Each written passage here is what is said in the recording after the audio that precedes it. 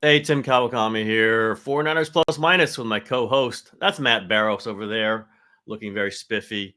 Matt, this morning, we were recording this on Thursday morning, news of Jalen Waddle's new deal, another receiver landing a big deal. We'll see what the real numbers are with the Dolphins, but it looks like pretty big, over 25 million a year, maybe 26, 27. Again, some of this is fake, but I think it's really, really, comparable to the Brandon Aiyuk situation because Waddle is the number 2. Like, this is not even a number 1. You got Tyreek Hill already with the Dolphins, the more dangerous receiver, the big hitter, who's making 30 million, the top of the market. Now Jalen Waddle coming in, statistically, you just look it up. He's not any better than Brandon Aiyuk, probably statistically like significantly worse.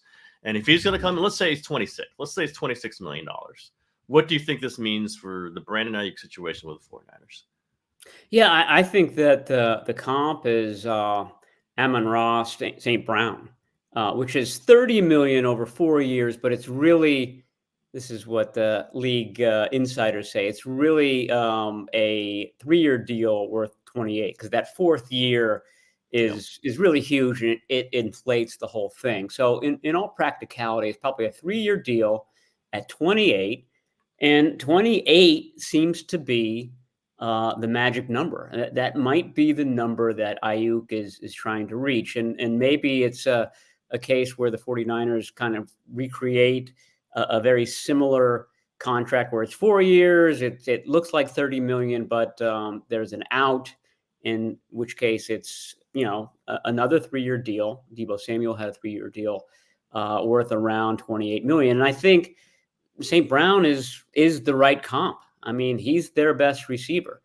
He's not quite Justin Jefferson. He's not quite Tyreek Hill. He's not quite the cream of the crop, but just a notch below. And I think that's where Brandon Aiyuk comes in as well.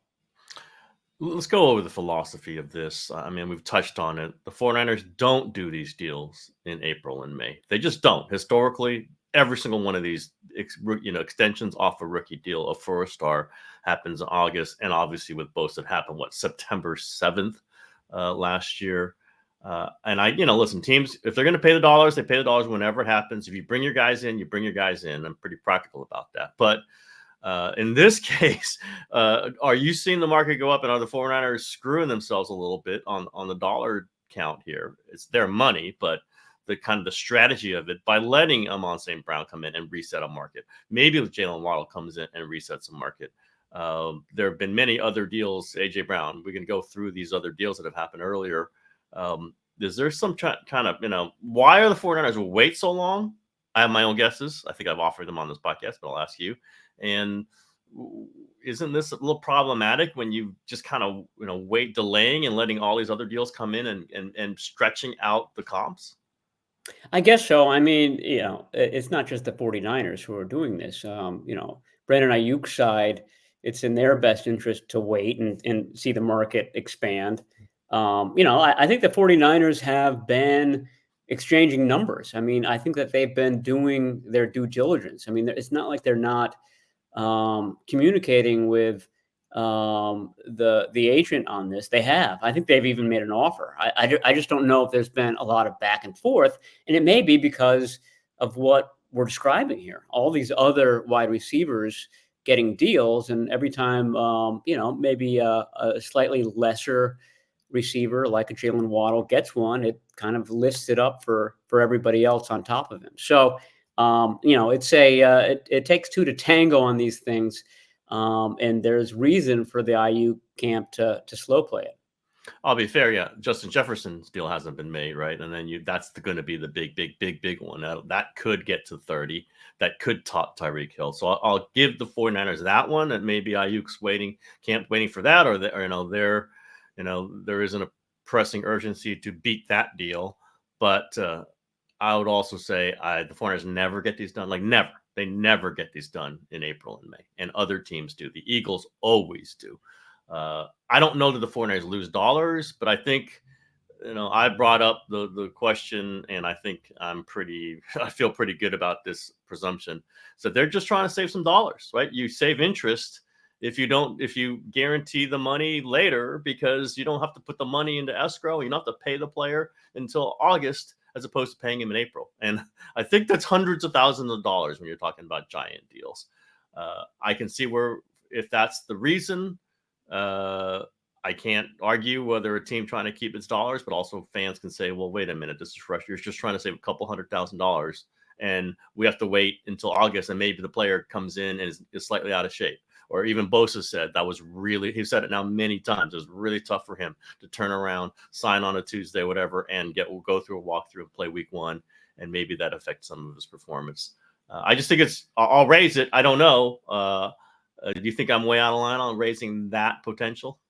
No, I don't think so at all. And you're right to note that, if you're coming in late, you're not going to have the greatest season. I mean, Deebo Samuel admitted that as well after he got his deal done. Did not have a great year, or below what he expected. And Bosa would probably say the same thing, at least early in the season. And so, it's not just obviously Aiyuk who's kind of hinging on this. I mean, it's Brock Purdy. Brock Purdy wants to have Aiyuk in at the beginning of training camp. Brock Purdy's deal is hinging on how well he performs in 2024 as well. The whole team is, of course. So, this is the high stakes game that they play.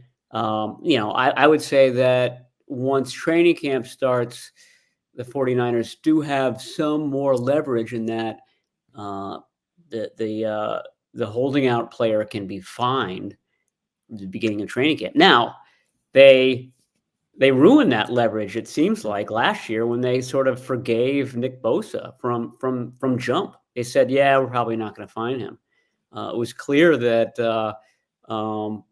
they weren't going to use that cudgel against him, and it would be hypocritical if they used it against Aiyuk. I mean, how can they do that after they've forgiven Nick Bosa? So that's something that they took away from themselves, because they were so over the top effusive about re-signing Bosa, and that's why the vocabulary with Bosa and Aiyuk has been a little bit different, and people have picked up on that. And I think that's probably part of it, is that the 49ers were just too over the top gushing about how they were going to make Nick Bosa the highest paid defensive player in all the land.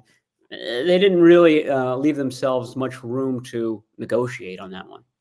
Well, there's another deal coming up next year. It's Brock Purdy. The numbers, Jed York's already said, like, the numbers are just going to be really, really high. We know it's quarterback contract. Do you think that has any impact, just them knowing the money they're going to have to come up? And I'm not even talking to I keep saying it's not going to be cap hits, because you can keep the cap hits down, and they almost always do on these long-term deals by paying guaranteed money, big signing bonus, all the other things. But it's just money that they have to extend. This is money you have to commit. It's going to be over $160 million. I don't think there's a question it's going to be over $160 million guaranteed. How much do you think that has an effect on the way they're thinking now financially? I mean, it's everything. I mean, it's look at some of these other teams with really highly paid quarterbacks. They've got one or two other stars on the team. I mean, look at the Chiefs. You've got Chris Jones and you've got Travis Kelce, and then really it's a pretty anonymous team other than that. I mean, look at the Buffalo Bills with Josh Allen and how bereft that team has become of offensive talent. So, yeah, I mean, when you've got one of the highest paid players in the league, you just don't have the ability to have an all-star team around him. I mean, I think that's accepted around the league. So, I mean, it starts to put pressure on Brock Purdy, and whether, like a Patrick Mahomes and like a Josh Allen, he can be a difference maker to counteract all of that. But yeah, I mean, I do think that the 49ers will just see some savings through natural attrition, guys retiring, guys' contracts running out, et cetera, et cetera. So it's not like they're going to have this, like I said, all-star team for the next 5 years. Some of that is just going to run its course. I don't know how much longer Trent Williams is going to play. I don't know how much longer George Kittle is going to play. I don't know how much longer Kyle Juszczyk's going to play. Those guys were all, at least at one point, the highest paid players at their positions. They're not going to have that for very much longer. So there will be some relief that comes in that regard. But yeah, everything is going to be built around Brock Purdy, both personnel-wise and also financially moving forward. Well, quickly, the news is Juwan Jennings signs, they call it a 1-year extension. It's essentially a 2-year deal that takes the place of his whatever option year, whatever that this year was coming up. $9 million, I guess, seems about right. It's a pretty good salary for a third receiver who tends to block a lot. Any reaction to the Juwan Jennings deal? Only that, I mean, it just sort of confirms that they want him to be the third receiver. This is a team that just drafted a receiver in the first round. So that would make 4 top receivers. And that's, I think Juwan Jennings is in his third spot next year. And I think he's in the third spot in 2025 as well. And that means that one of the other 2 guys, Deebo Samuel and Brandon Aiyuk, is probably going to go. And I still think it's, the thinking right now is that it's going to be Deebo Samuel as the guy that leaves following this season. And Deebo Samuel, by the way, has been out there and he's looked good. And so has Ricky Pearsall. I thought Pearsall stood out in the 2 OTA open practices that were open to reporters. He was prolific again yesterday. He was wearing a blue jersey, which means that he has some sort of injury and he needs to avoid contact. But it didn't seem to slow him down very much. And catching passes from Purdy, shaking open, doing what you would expect a first-round receiver to do. So it's been so far so good for Ricky Pearsall. I will say that as opposed to last week, I think the practice you attended, it was just primarily 7-on-7 stuff. This week they did a lot more 11-on-11. Wasn't quite as clear throwing lanes for Brock Purdy. It was a little harder for the offense, but the Purdy-Pearsall connection, the double P connection, was looking good yesterday. Obviously, no Christian McCaffrey. We believe it's a contractual situation. Maybe it's with some other things. I think it's very clear it's a contractual situation. He is in line to make a lot more money for his value. We'll see if he shows up for minicamp. I would guess he does, but probably doesn't participate. But we'll see. We got minicamp next week. We'll get into that. But Chris Forster, who's always a pretty interesting guy, talked yesterday. There's some interesting things that come. I think that solidified some things that we've been talking about, Barrows. So what did you take from the things that Forster said? Yeah, it was very interesting. And I wish we had talked to him closer to the draft, because all of our pre-draft talk about them not, working out a lot of offensive tackles, it seemed clear to you and me, at least a few weeks before the draft, that, okay, I don't think this team is going to take an offensive tackle in the first round, which is what the conventional wisdom said. And Chris Forster's quote, and Chris Forster can talk, so this is just a tidbit of what he said. But the one that I pulled out is that you invest in guys that touch the ball. This is an offensive line coach saying this, is that he believes that your early round picks, especially your first round picks, should be in guys that touch the ball. And that it's his job to take later round picks and turn them into serviceable starters. I just think that that's really interesting to hear from the offensive line coach. He cited the New England Patriots of about 20 years ago, 2004, 2005, and basically noted that those offensive lines were pretty anonymous. They were pretty average lines. And that, you can get away with that when you've got Tom Brady throwing to Randy Moss. It doesn't really stand out. Now, he did say that he sort of described a Mendoza line where you can't fall below a certain level on the offensive line, or everything falls apart. It has to be good enough. But it just kind of confirms what we've seen, what they've done at right guard, which is, Band-Aids for the last, 7 years. It kind of suggests that when Aaron Banks is up for a contract at the end of the year, that they're not going to go big money on him, just like they didn't go big money on Laken Tomlinson a few years ago. So I still think that they drafted Dominic Pooney this year, and Pooney's going to play right guard for them this year. But I do think that Pooney is the guy that they're eyeing at least to be the replacement for Banks next year. Yeah, I mean, I feel like that's the long-term plan, at least on the interior. Well, there was one offensive line position they have expended a lot of capital in for good reason. Trent Williams, you traded multiple picks for him. And even discounted at multiple picks, they could have traded more. He was worth obviously more, and have paid him an incredible amount of money. Still the top paid offensive lineman in football, I believe, and worth every penny of it. 36 years old. That's where I understand everything First are saying, and I believe that's what Kyle Shanahan. It's the Denver Broncos, same thing, right? They never invested under Mike Shanahan. They had their system. They thought they could get those guys in the 4th, 5th, 6th, 7th rounds, even undrafted guys. And put the value on the guys who can score touchdowns, or can rush the passer, can defend all those things. I get it, but you need that left tackle, you need a line of guys who can play left tackle. I do believe this. So this is where I run into a little issue with that. Just get options. Don't just say he's not perfect for us, so we won't draft him at all. Where is the plan? So is there any plan for left tackle if Trent Williams should retire in a year or get hurt? What do they do there if their whole mindset is, you know what, we don't need to draft these guys?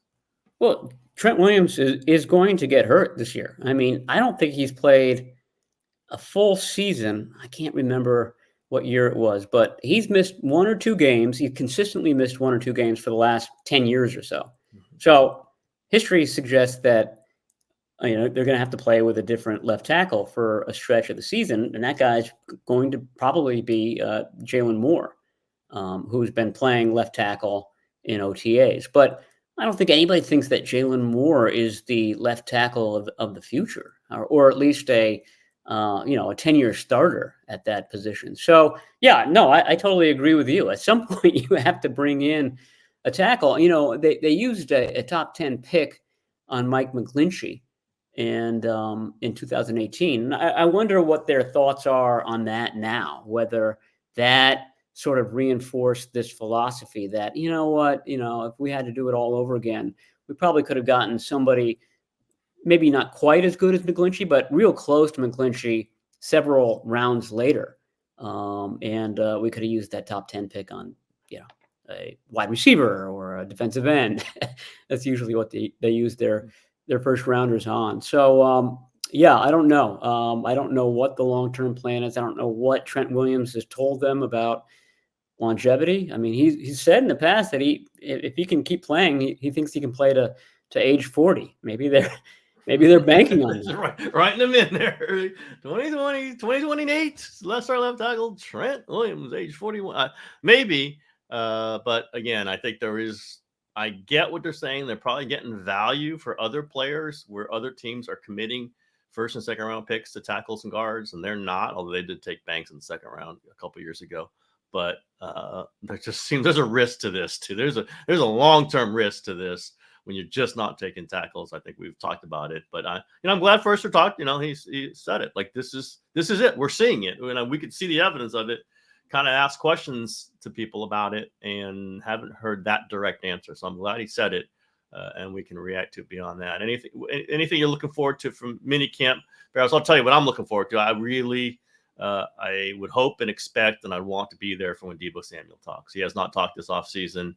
We've seen all those things swirling around him. He's shown up. We've noted that. He looks good in a potential contract year. I'd like to hear from Deebo. I'd like to see him in minicamp, but that's one I'll say, whether that's a note out to the 49ers, whatever. I am looking forward to that. Deebo Samuel with something to prove, with a chip on his shoulder, yep, is a dangerous Deebo Samuel, and he seems to be in that mode right now, probably because of what we just discussed, what their long-term plan appears to be at wide receiver.